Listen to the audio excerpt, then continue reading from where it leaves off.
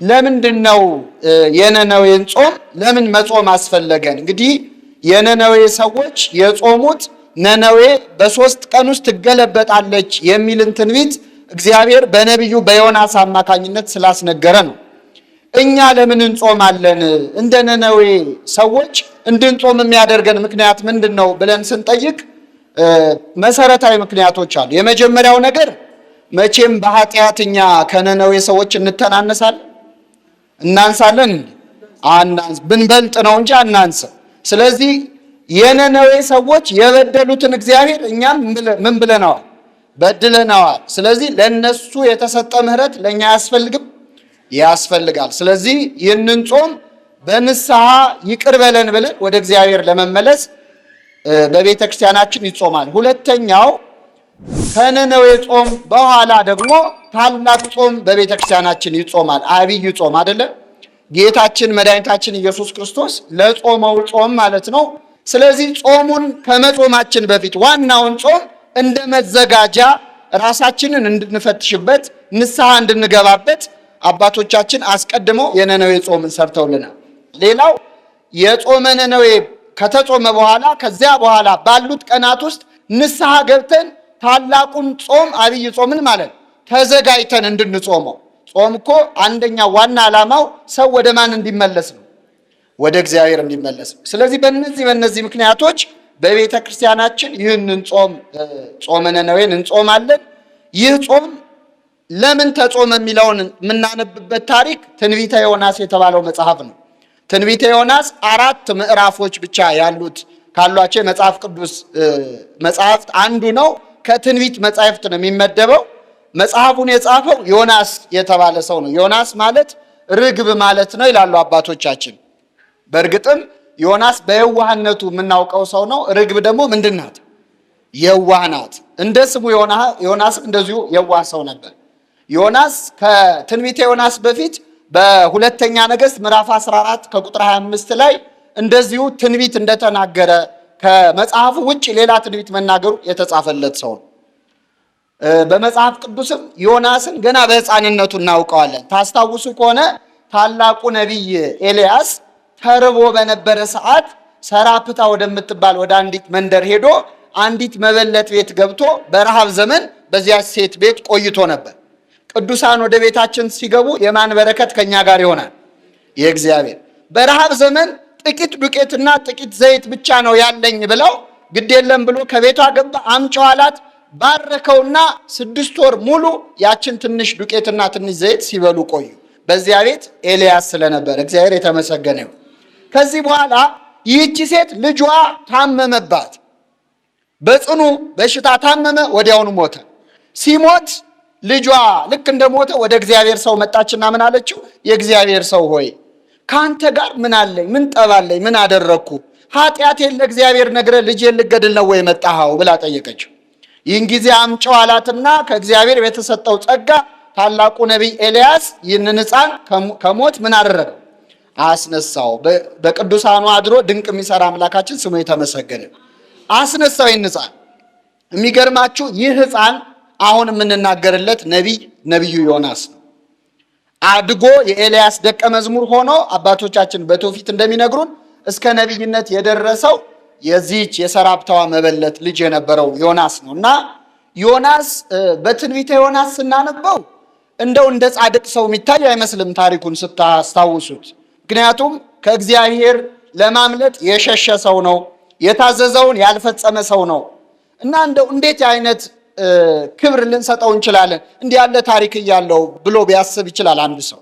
ነገር ግን ማስተዋል ያለብን ትንቢተ ዮናስን የጻፈልን ራሱ ዮናስ ነው አይደለም? መና የራሱን ስንፍና የሚያሳየውን ይህንን መጽሐፍ የጻፈው ማን ነው? ራሱ ዮናስ ነው። ቅዱሳን አባቶቻችን በሕይወት ዘመናቸው ጽድቅም ይሰራሉ፣ ኃጢአትም ይሰራሉ። ጻድቃን ሆነው በኃጢአት ቢወድቁም ተመልሰው ተነስተው ወደ እግዚአብሔር የተመለሱ ብዙዎች አሉ። ሲጽፉ ጥሩን መርጠው አይደለም የሚጽፉት። በድክመታቸውም በውድቀታቸውም እኛ ልንማር እንችላለን እንችላለን። ዮናስ መርጦ መልካም ነገር የሚጽፍ አይነት ነቢይ አይደል። ቅዱሳን ልማዳቸው እንደዚህ ነው።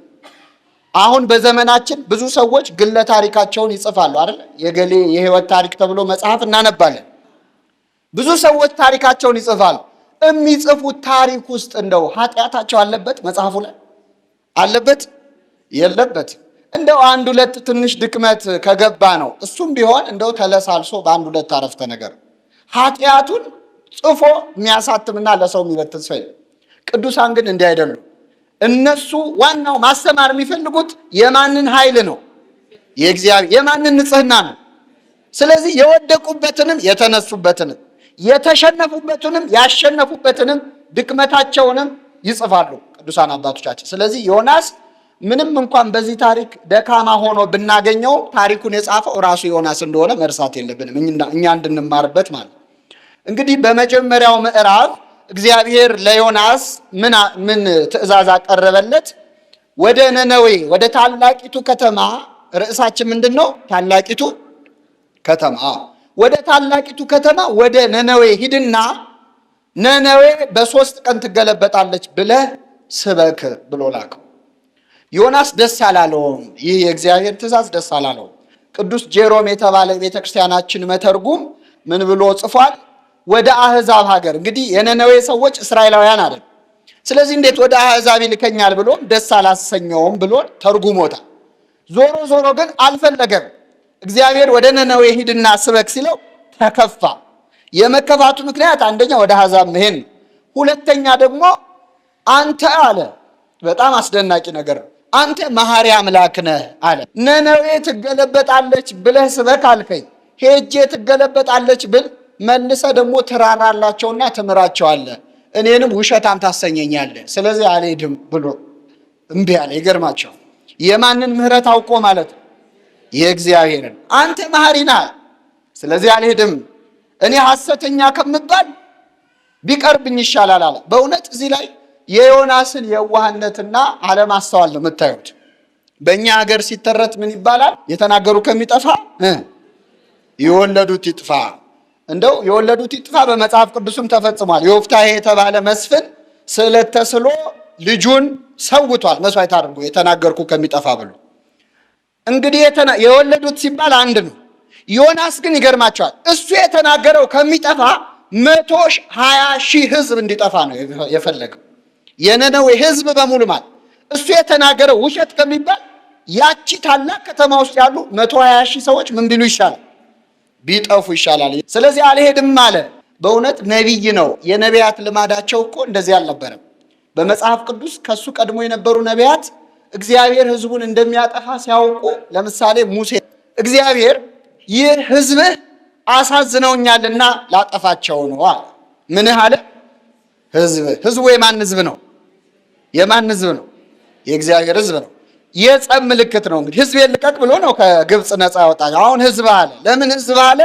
የጸብ ምልክት ነው። አሁን አባት በልጁ ሲናደድ ለእናት ምን ይላል? ይሄ ልጅሽ ይላል አይደል? ይሄ ልጅሽ አስቸገረኝ ይላል። የእሱ ነው አይደለም? ነው አይደለም? መጣላቱን ነው የሚያሳይ። ስለዚህ ደግሞ ሙሴ ምን አለው? ሕዝብ በድለውኛልና ላጠፋቸው ነውና ተወኝ አለው። ሙሴ ምን አለ? አንተን ታላቅ ሕዝብ አደርግሃለሁ አለው። ደግሞ ሲፈትነው ያንተ ስልጣን አይነካብህም፣ የታላቅ ሕዝብ መሪ መሆን አይቀርም፣ ግን ላጥፋቸው ተወኝ አለው። ሙሴ ምን አለ? እነሱን ከምታጠፋ እኔን ከጻፍከው መጽሐፍ ምን በለኝ ደምስሰኝ። በእውነት ቅዱሳን እንደዚህ ናቸው። እነሱን ከምታጠፋ እኔን ምን በለኝ አጥፋኝ። ሙሴ በእውነት እግዚአብሔርም የሙሴን ልብ አውቆ ነው የጠየቀው እንጂ ላጥፋ ብሎ ለእኛ ቢጠይቀን አሁን ለእኛ ቢሆን የተጠየቀው ምንድን ነው የምንለው? ሀሳቡ ከአንተ ከመጣ እንደውም ነው አይደል እንዲህ ምንለው? ዮናስ ግን ምን አለ? እነሱን ሳታጠፋ ከቀረ እኔን ምን በለኝ አጥፋኝ። አያችሁ ሙሴና ዮናስ ሲነጻጸሩ፣ ሙሴ እነሱ ከሚጠፉ እኔ ምን ልበል አለ? ልጥፋ አለ። ዮናስ ግን እኔ በሞት ይሻለኛል እነሱን ሳታጠፋ ከምቀራል። ነቢይ ነው። አይ ሙሴ የለመነው ለእስራኤላውያን ነው ለአህዛብ አይደለም ደግሞ ቢባል አባታችን አብርሃምንም እናገኛለን። አባታችን አብርሃም እግዚአብሔር ምን አለው? በውኑ እኔ የማደርገውን ከባሪያዬ ከአብርሃም እሰውራለሁ አለ። ለአብርሃም የሰዶም ኃጢአት በዝቷልና ላጠፋቸው ነው ብሎ ነገረው። አብርሃም ምን አለ? ጌታ ሆይ የምድር ዳኛ እንኳን በቅን ይፈርዳል፣ አንተ እንዴት ዝም ብለህ ታጠፋለህ ኃጥኡን ከጻድቁ ጋር? እንዲያው እዛች ከተማ ውስጥ 50 ጻድቅ ቢገኝ ታጠፋለህ አብርሃም አለው።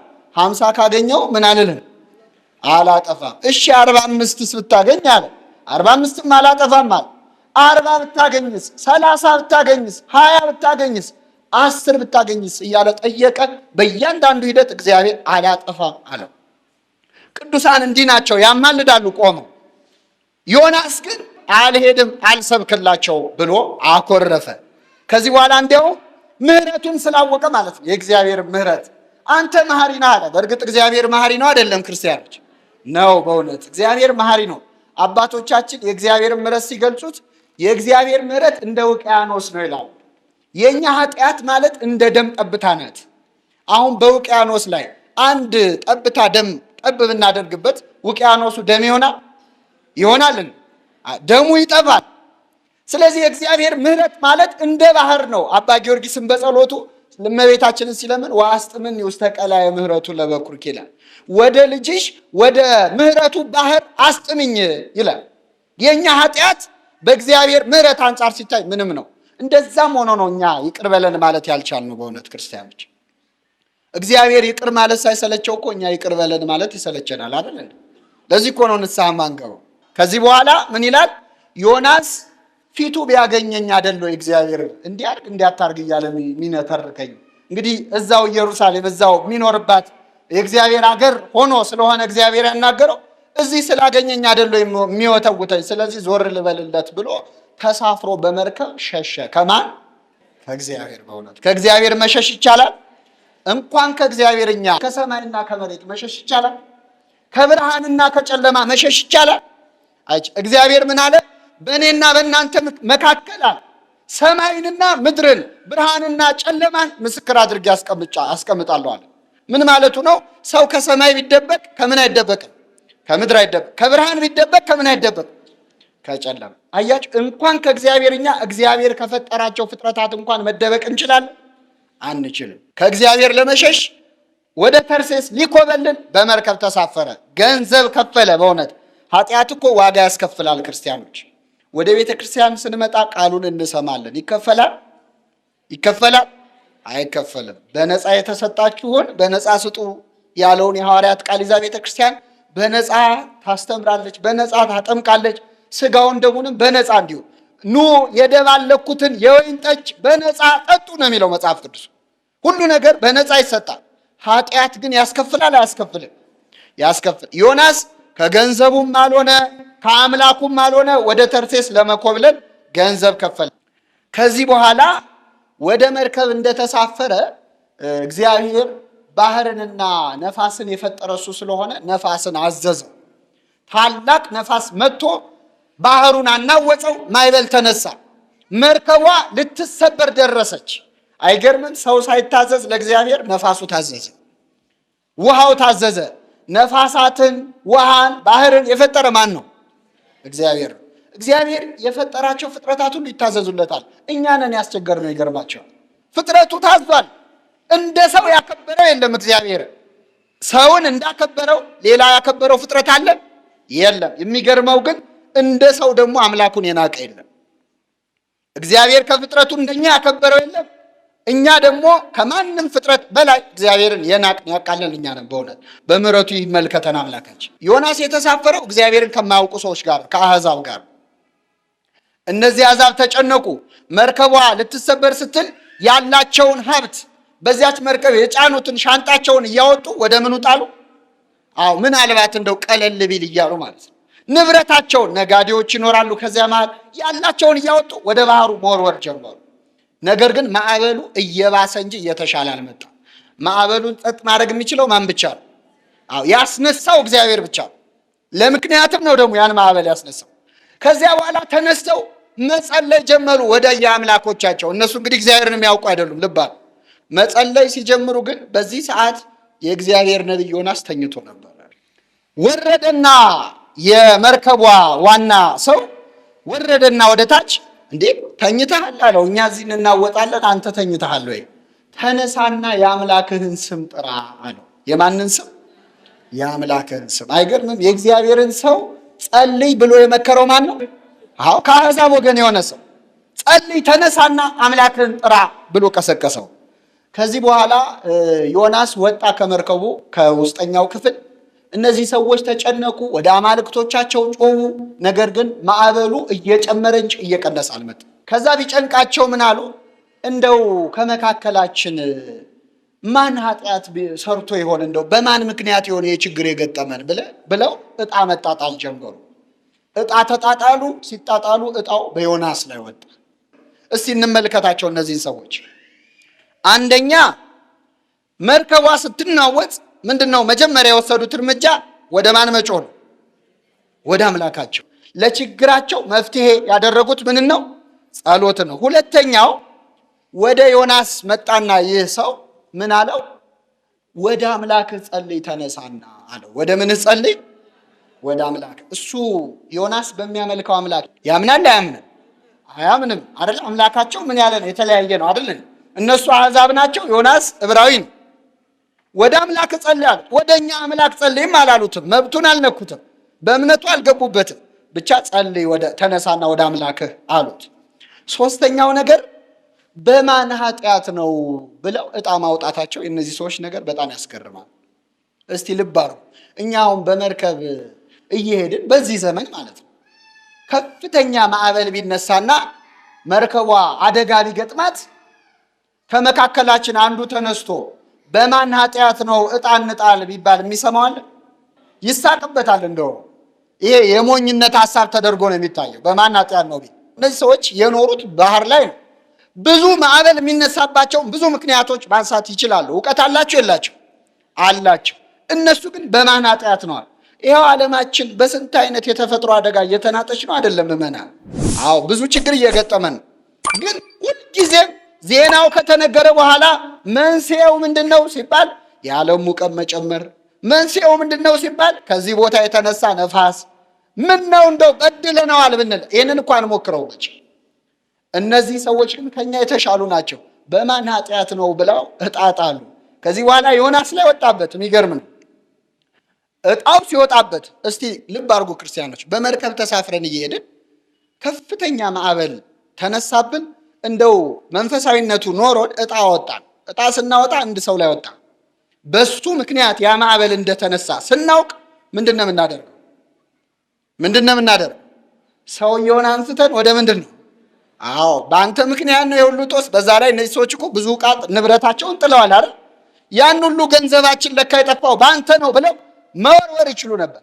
እነሱ ግን ይህን አላደረጉትም። ጠየቁት ዮናስን፣ ማነህ? ከወዴት ነው የመጣኸው? ስራስ ምንድን ነው አሉት። እኔ ዕብራዊ ነኝ አለ። ስራው ደግሞ ምንድን ነው? ባህሩንና የብሱን የፈጠረውን እግዚአብሔርን አመልካለሁ አለ። ምንና ምኑን የፈጠረው? አቤት መከራ እኮ ትምህርት ቤት ነው ክርስቲያኖች። ዮናስ ከማን ሊሸሽ ነው ወደ ባህር የመጣው? አዎ ግና ባህሩንና የብሱን መፍጠሩን ታየው። አሁን አያችሁ፣ ባህሩና የብሱን የፈጠረውን እግዚአብሔርን አመልካለሁ ብሎ ተናገረ። ስራዬ ደግሞ ማምለክ ነዋል። አያችሁ፣ አምልኮተ እግዚአብሔር እኮ ስራ ነው። በጎን የምናየው ነገር አለ። እግዚአብሔርን ማምለክ ራሱ ዋነኛ ስራ። የተፈጠርንበትም ዓላማ ማንን ለማምለክ ነው? እግዚአብሔር። ስለዚህ ባህሩና የብሱን የስራ ዘርፉ ምንድን ነው? ለጥያቄው እግዚአብሔርን ማምለክ አለ። ዕብራዊ ነኝ አለ። ከዚህ በኋላ የሰራውን ደግሞ ነገራቸው። እግዚአብሔር ሂድ ወዳለው ላለመሄድ ብሎ ሸሽቶ እንደመጣ በትክክል ለእነዚህ አሕዛብ ተናገረ። ኃጢአተኛ መሆኑን ተናገረ። ከዛ ምን ይሻላል አሉት። ምን እናድርግብህ ብለው ጠየቁት። ሲጠይቁት ወደ ባህሩ ምን በሉኝ ጣሉኝ አላቸው። አይ በራሱ ከፈረደማ ብለው አንስተው ግን አልጣሉት። ምን አደረጉ? እንደምንም ባህሩን ወደ የብስ ለመውሰድ መቅዘፍ ጀመሩ በፍጥነት ይላል። ማንን ላለመግደል? ማንን? አይገርማችሁ? እነዚህ ሰዎች በእውነት ከሃይማኖተኛው ከዮናስ በላይ ሆኑ። ዕቃቸውን ሲጥሉ ያልሳሱ ሰዎች ዕቃቸው እንዲጣል ምክንያት የሆነውን ዮናስን ለመጣል ግን አልፈለጉም። ወደ የብስ መቅዘፍ ጀመሩ፣ ሞከሩ። ነገር ግን ማዕበሉ እየበዛ መጣ። ከዚህ በኋላ ወደ እግዚአብሔር ጸለዩ። የዚህ ሰው ደም በእኛ ላይ እንዳይሆን እባክህ ብለው ለመኑ። የንጹህ ሰው ደም እንደው እንዳናፈስ በእኛ እንዳይሆንብን ብለው ዮናስን ወደ ማዕበሉ ጣሉት። ሲጥሉት ማዕበሉ ምን አለ? ጸጥ አለ። የሚገርም ነው። ዮናስ እንደተጣለ ማዕበሉ ጸጥ አለ። እውነትም ኃጢአተኛ ነበር ለካ አላሉም። ግን እነዚህ ሰዎች ይገርማቸዋል።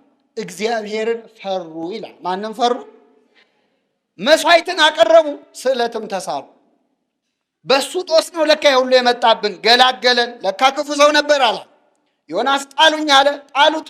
ልክ ማይበሉ ጸጥ ሲል እግዚአብሔርን ፈሩ፣ መስዋዕት አቀረቡ፣ ስዕለትንም ተሳሉ ይላል። ከዚህ በኋላ ዮናስ ወደ ባህር ጣሉኝ ጣሉኝ ብሎ ነበር። በእውነት ዮናስ በዚህ በእምነቱ ልናደንቀው ይገባል ክርስቲያኖች። ለምንድን ነው ባህር ውስጥ መውደቅ ይህን ያህል ያጓጓል እንዴ ብትሉ፣ ወደ ባህርም ቢወድቅ ማን እንደማይተዋው አምኖ ነው። እግዚአብሔር አየ ጣሉኝ አለ፣ ችግር የለውም። ሸሽቶት የመጣው አምላክ ማዕበሉን እንዳስነሳ ወደ ባህርም ብወረወር አይተወኝም ብሎ ፍጹም እምነት ስለነበረው ወርውሩኝ አላቸው። ወረወሩት። እግዚአብሔር ታላቅ አሳን አዘጋጀ። አሳ አንበሪው ዮናስን ዋጠው። ምናልባት እንዴት አሳ አንበሪ ሊውጠው ይችላል? ወይም ደግሞ ውጦት እንዴት አይሞትም? እንዴት ሊቆይ ይችላል? ሰው ግራ ሊገባው ይችላል። አሳን የፈጠረ ማን ነው? እዛ ሆኖ ዮናስ እንዴት ተነፈሰ 3 ቀን ሙሉ እያሉ ሳይንሳዊ ጥያቄ የሚጠይቋሉ ስለ ዮናስ ታሪክ። በእውነት እዛ ውስጥ ገብቶ እንዴት ይተነፍሳል? እዛ ውስጥ ገብቶ እንዴት አልሞተም? መተንፈስን ራሱ የፈጠረ ማን ነው? እኛ እንድንተነፍስ ያደረገን ማን ነው? እግዚአብሔር ነው። ሳንተነፍስ እንድንኖር ማድረግ ይችላል አይችልም? ማንኛውም ጥያቄ በዚህ ታሪክ ላይ ቢነሳ ለእግዚአብሔር መነሳት የለበትም። እግዚአብሔር እኛ በማናስበው መንገድ የሚሰራ አምላክ ነው። ስለዚህ ዮናስ በዛ አሳ አንበሪ ውስጥ ተቀመጠ። ተቀምጦ እያለ ጸሎት ጀመረ። በእውነት መከራ እኮ ክርስቲያኖች፣ እግዚአብሔር መከራ የሚያመጣው እኛን ጠልቶ አይደለም፣ እኛን ለመጉዳት አይደለም። ወደ ማን ሊመልሰን ነው? ወደ ራሱ ሊመልሰን። አሁን ጸሎት ጀመረ። መርከብ ውስጥ እያለ ዮናስ ምን እያደረገ ነበር? አሕዛብ ሲጸልዩ እሱ ምን ብሎ ነበር? ተኝቶ ነበር። አሳው ሲውጠው ግን ዮናስ ጸሎት ጀመረ። መከራ ወደ ጸሎት ነው የሚያመጣ። የጸሎት ትምህርት ቤት ነው መከራ ይላሉ አባቶቻችን። ነፍሴ በዛለችብኝ ጊዜ ይላል እግዚአብሔርን አሰብኩት እያለ መጸለይ ጀመረ ዮናስ በዚያ በአሳ አንበሪ ውስጥ በሆዱ ውስጥ ማለት። ቅዱስ ዳዊት ምን አለ? ስርዓትህን እማር ዘንድ ያስጨነከኝ ለመልካም ሆነልኛል። ስርዓትህን ምን እል ዘንድ? እማር ዘንድ። አንዳንዱን ሰው በበሽታ ይመልሰዋል እግዚአብሔር፣ አንዳንዱን ሰው በማጣት ይመልሰዋል። በብዙ መከራ ወደ ራሱ የሚያቀርበን አምላካችን እኛን ስለሚወደድ ነው። ቅዱስ ጳውሎስ ያለው ቃል ለዕብራውያን ክርስቲያኖች ደግሞ እንዴት ድንቅ ነው በእውነት። ከቅድስናው እንድንካፈል አለ ለጥቅማችን ይቀጣናል። አይገርማችሁ? ከምኑ እንድንካፈል? ወላጆቻችን አለ ሕፃን እያለን ይቀጡን ነበር። የሚቀጡን ለምንድን ነው? መልካም መስሎ ለታያቸው ነገር እኛን ለማሻሻል ነው። እሱ ግን አለ ከቅድስናው እንድንካፈል ለጥቅማችን ይቀጣናል። ስለዚህ ዮናስ እግዚአብሔርን አወቀ። በአሳው ሆድ ውስጥ 3 ቀን 3 ሌሊት ቆየ። ከዚህ በኋላ ወደ የብስ ተፋው ይላል። ወደ 3ኛው ምዕራፍ ደርሰናል ማለት ነው። ሲተፋው እግዚአብሔር ለሁለተኛ ጊዜ ምን ብሎ ጠየቀው? ወደ ታላቂቱ ከተማ ወደ ነነዌ ሂድና ስበክ አለው። አሁን ዮናስ አላንገራገረም። ትምህርት ወስዷል አልወሰደም? እምቢ ብሎ ሸሻለው ቢል ምን እንደሚከተል በደንብ አውቋል።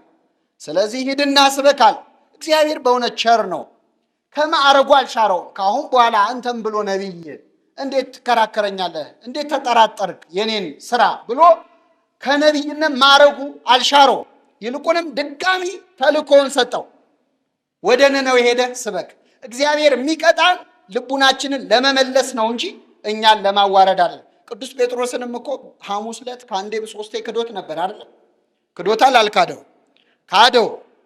ከካደው በኋላ ከትንሣኤ በኋላ ሲያገኘው ጌታ ስትፎክር አልነበር እንዴ?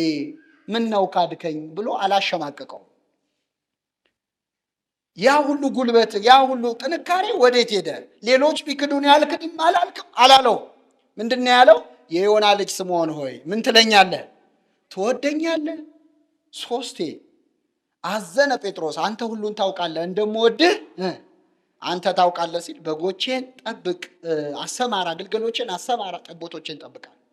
ጴጥሮስን ጭቃ ላይ የወደቀ እንቁ ወይም አንድ ጌጥ ቢኖረን ወልውለን ወደ ቦታው እንደምንመልሰው ከወደቀበት ቦታ ከኃጢአቱ ማለት ከክህደቱ አንስቶ አምላካችን ወደ ስፍራው መለሰ። እግዚአብሔር እንዲህ ነው አሰራር። ዮናስንም ከአሳ አንበሪው ሆድ ውስጥ ያሳደረው 3 ቀን 3 ሌሊት ሊያስተምረው ነው። ተምሮ ሲወጣ ተመልሶ ምን አለው? ወደ ነነዌ ሄደ። ምን በል? ስበካል። ወደ ታላቋ ከተማ። ይህች ታላቂቱ ከተማ ነነዌ ዮናስ ሄዶ ልክ ሲሰብክ በ3 ቀን ነነዌ ትገለበጣለች ሲል ከዳር ዳር የዮናስ ስብከት ተሰማ እስከ ንጉሱ እስከ ስልምናሶር ድረስ። ይህን ጊዜ ሲሰሙ በጣም ይገርማቸዋል። ልክ ይህንን የዮናስ ስብከት ሲሰሙ በአንድ ቀን ከታች እስከ ላይ ከንጉሱ ጀምሮ ማለት ሁሉም በአንድ ቀን ማቅ ለብሰው አመድ ነስንሰው ወደ እግዚአብሔር ተመለሱ፣ ንስሐ ገቡ። በስንት ስብከት? በአንድ። እንደውም መጽሐፍ ቅዱሱ ዝርዝር ስብከት የለውም እኮ። የዮናስ ስብከት ርዕሱ እንዲህ ነው አይልም። ነነዌ ምን ትላለች ነው የሚለው፣ ትገለበጣለች ስላለ ብቻ በእግዚአብሔር አምነው ያ ሁሉ ሕዝብ ወደ እግዚአብሔር ተመለሱ። እኛ ስንት ስብከት ነው የተማርነው ክርስቲያኖች? ስንት ቀን ነው የተማርነው? የነነዌ ምዕመናን የነነዌ ሰዎች ያ 120 ሺህ ሕዝብ በስንት ስብከት ነው ወደ እግዚአብሔር የተመለሰ? እኛ በ120 ሺህ ስብከት ወደ እግዚአብሔር መመለስ አልቻለም። በአንድ ስብከት 120 ሺህ ሰው ተመለሰ። በእውነት እነዚህ ሰዎች ከተማዋን ታላቅ የተባለችው እግዚአብሔር ከተማን ታላቅ የሚለው ህንፃውን ግንቡን አይቶ አይደለም። ነነዌን ታላቅ ያሰኘው የህዝቡ ወደ እግዚአብሔር መመለስ፣ የህዝቡ ንስሐ ነው። ማቅ ለብሰው ንጉሱ አወጀ። አንዳንድ ሰው የአዋጅ ጾም አያስፈልግም የሚል ይኖራል። ለዚህ አንደኛው መጽሐፍ ቅዱሳዊ ጥቅስ ከአዋጅ አጽዋማት መካከል የነነዌ ህዝብ የጾመው ጾም እንኳን ከቤተ ክህነት ጾም በቤተ መንግስት ደረጃ ይጾማል። መጽሐፍ ቅዱስ እንዲህ ነው የሚለው። ንጉሱ ነው ያወጀው። እንኳን ቤተ ክህነት ቤተ መንግስትም ጾም ሲያውጅ የተጻፈበት መጽሐፍ ነው ምናምነው መጽሐፍ ቅዱስ። ሰው ብቻም አይደለም የጾመው፣ እንስሳትም ጭምር ጾመዋል። ህፃናትም ጭምር ጾመዋል። መጽሐፍ ቅዱስ እስከ እንስሳት የሚወርድ ነው ስለ ጾም የጻፈው ነገር። ጾም አያስፈልግም ለሚል ሰው በእውነት ይሄ እጅግ ትልቅ ትምህርት የሚሰጥ ነው። ከዚህ በኋላ ይላል ከክፉ ስራቸው እንደተመለሱ አይቶ እግዚአብሔር ይላል። እግዚአብሔር ጾማችንን እግዚአብሔር ንስሐችንን ብቻ አይደለም ከክፉ ስራችን ምን እንድንል ይፈልጋል? እንድንመለስ። ከክፉ ስራቸው እንደተመለሱ አይቶ በእነሱ ላይ ሊያደርገው ከነበረው ከክፉ ነገር ተጸጸተ ይላል። እንደ እግዚአብሔር ይጸጸታል እንዴ ብትሉ አባቶቻችን ምን ይላሉ? እግዚአብሔር በመጽሐፍ ቅዱስ የተናገረው እንደ ሰው ነው። እግዚአብሔር ለምሳሌ በሰባተኛው ቀን ከሰራው ስራ ሁሉ እግዚአብሔር ምን አለ ይላል? አረፈ ይላል። እግዚአብሔር ይደክመዋል እንዴ? አይደክመው። አረፈ ለምን ተባለ ቢባል መጽሐፍ ቅዱስ የተጻፈው ለሰው ነው። ሰው ደግሞ ሰርቶ ሲጨርስ ምንድነው የሚያደርገው? ማረፍ ነው። መጸጸት፣ ማረፍ እንዲህ ያሉ ነገሮች የሰው ጸባይ ናቸው። እግዚአብሔር መጽሐፉን ያጻፈው ለሰው ስለሆነ በሰውኛ አነጋገር አረፈ ተጸጸተ ይባላል እንጂ እግዚአብሔር ይጸጸታል በባህሪው አይጸጸትም። ግን ራራላቸው፣ አዘነላቸው፣ ማራቸው። የመጨረሻው ምዕራፍ እጅግ አስደናቂ ነው። እግዚአብሔር የነነዌን ሕዝብ በዛ ንስሐው ሲምረው ይቅር ሲለው ዮናስ ተበሳጨ፣ አዘነ። ለምን? የተናገረው ነገር ሳይፈጸም ቀረበ። ይሄው ምን አለ? እንደው ብዬ ነበር እኮ አንተ እንደሆንክ መሐሪ ነህ ይቅር ትላቸዋለህ ብዬ ነው መሄድ ያልፈለግኩት፣ ይሄው ማርካቸው ይቅር አልካቸው ብሎ ተበሳጨ። ያስተማራቸው ሰዎች ንስሐ ሲገቡ የሚከፋው ሰባኪ አለ? የዘራው ሲበቅል የሚከፋው ገበሬ አለ? የለም። ዮናስ ግን ከፋው። እሱ የተናገረው ከሚጠፋ ነነዌ ብትጠፋ ይሻላል ብሎ ቀድሞ አስቦ ስለነበር ማለት። በእውነት የሚገርመው ይህን ብሎ ካማረረ በኋላ እግዚአብሔር ይህንን እንደሰማው ምናልባት አሁን ያልኩትን ሰምቶ እግዚአብሔር ሕዝቡን ያጠፋው ይሆናል ብሎ ወደ ምስራቅ ሄደና ቁጭ ብሎ ዳስ ሰርቶ ቁጭ ብሎ እስቲ ነነዌ ካሁን ትጠፋ ይሆን ብሎ ቁጭ ብሎ ማየት ጀመረ። አሁን እኛ ለአንዱ ኃጢአት አንዱ ይፍረድ ቢባል ኖሮ በዚህ ምድር ላይ ሰው ይኖራል? እንተላለቅ ነበር እኮ።